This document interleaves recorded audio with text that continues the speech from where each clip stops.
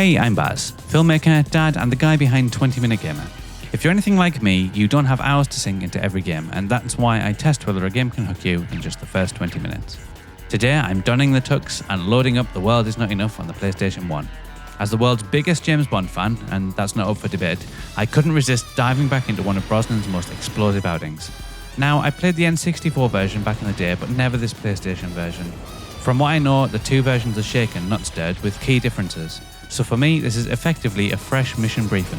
I also have a pretty soft spot for the film, so let's see if this covert operation holds up under the 20-minute spotlight.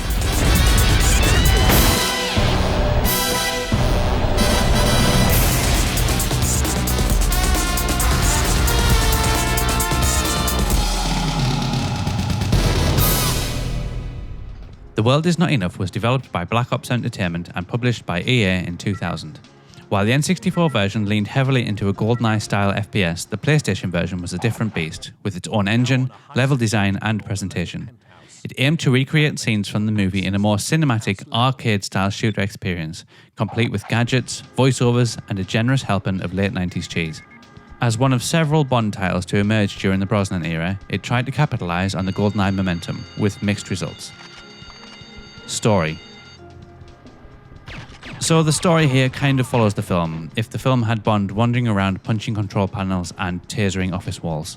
Cutscenes from the film are used for context, but since I skipped those to maximise my gameplay time, as I always do, I relied purely on what the gameplay delivered.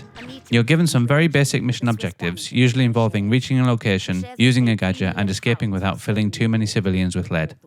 In the movie, the opening is a calm chat in Bilbao, but here you shoot your way through every security guard in Spain before having that calm chat. It doesn't make any sense at all story-wise, but it's oddly entertaining. I can't say the narrative really gripped me, but if you squint hard enough, you can pretend you're following Bond's mission. If you're a fan of the film, it might be fun to see it interpreted as a bizarre fever dream where Bond has forgotten how to use doors. Score, 4 out of 10. Controls. If you've been trained in modern twin-stick first-person shooter controls, this game will feel like you've just been handed a shoe phone and told it's a silencer. The control scheme is closer to GoldenEye on the N64. The D-pad movement, triggers to strafe, and an R1 sniper mode for aiming with all the elegance of a henchman falling into a shark tank. I never really fully got to grips with it. The first level had me trying to use a pen gadget to get through security. I failed, of course, and ended up in a slapstick scuffle with a guard, wildly tasering at a wall while being gunned down.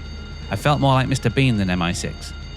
In another moment, I pressed X expecting to interact with a control panel, only to see Bond repeatedly punching it, which was charming. By the time I got to the skiing level, which is essentially Bond on ice skates with a gun, I was glad my 20 minutes were up. The controls are functional, I guess, but they are as clunky as a wet martini. Score, 5 out of 10.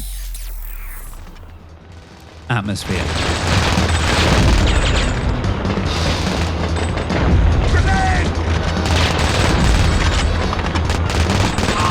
Did I feel like James Bond?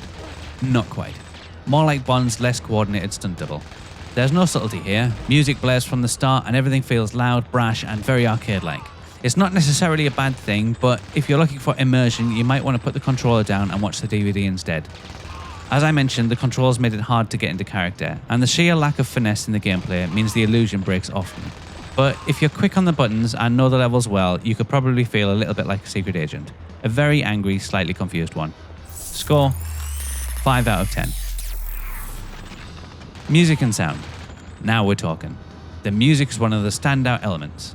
The game kicks off with a killer remix of David Arnold's film score that had me nodding along instantly. The in-game music is a little bit repetitive, but still, it packs a punch and fits the action well.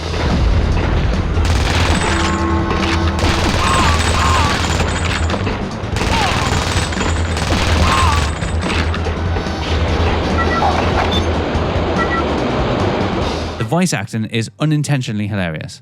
M sounds more like the Queen than Judi Dench. 007, a bomb has exploded at MI6 headquarters. The blast killed Sir Robert King as he was collecting the money. Moneypenny's voice could pass for a pantomime dame, but Q? Spot on. I'm pretty sure it is John Cleese actually, and if so, fair play here, you pulled it off. 007, you excel at destroying my equipment. You'll be without your stunner, since you nearly destroyed it in that fall you took from the hot air balloon. Alarms, gunfire and gadget sounds are all crisp and satisfying, and the voiceovers guiding me through the mission were surprisingly decent for the time. As a whole, the audio helps glue the chaos together.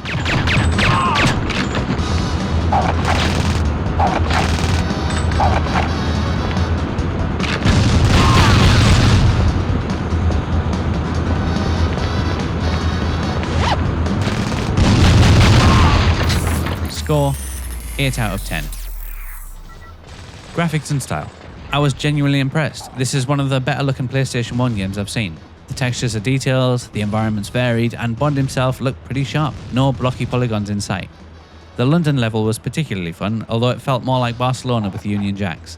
Signs like Michael's Fish and Chips tried to hammer in the Britishness, and I'm 99% sure I spotted the Queen in a pub.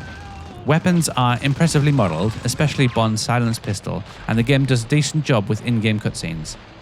Some care has definitely gone into making this one feel like a Bond game visually. Score, 9 out of 10.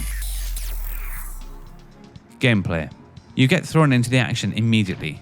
First level, a stealthy break-in that quickly turns into a shootout when you forget how your gadgets work, or, if you're me, when you accidentally punch the wrong button repeatedly.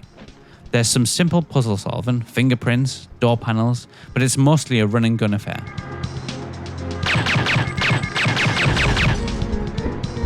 The second level takes place on the streets of London, and while it's fun, it's a huge missed opportunity. Why aren't we driving the Q-boat down the Thames like in the film? And then on the next level, why aren't we skiing with a parachute in the Alps? These are Bond's signature moments, and instead, we're shooting clones in alleyways. That said, the game is fun, and the action is well paced. I did want to keep playing, which is always a good sign.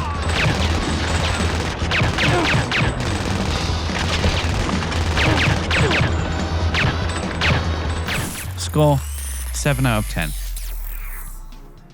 Final verdict, is this worth 20 minutes? Look, this one's a bit of a wild card. If you're a die-hard Bond fan, then it's worth a look. It's like watching a bizarre bootleg of your favourite film where Bond has forgotten his gadgets and the Queen lives in a pub. It doesn't hold up to the elegance of GoldenEye or the innovation of newer Bond titles, but it does have charm. If you're looking for high-octane Bond action with questionable accents and the occasional accidental gadget-related death, give it a go. Just don't expect to feel like 007 every step of the way. Final score, 6 out of 10. So, did you ever play The World's Not Enough on PS1 or N64? Which version and which Bond game is your favourite? And should this one get a modern remake, or should it stay safely in the MI6 vault? If you like this review, a like and subscribe really helps out the channel. I cover retro classics and modern games alike, all in bite-sized 20-minute verdicts. Thanks for watching, and I'll see you on the next one.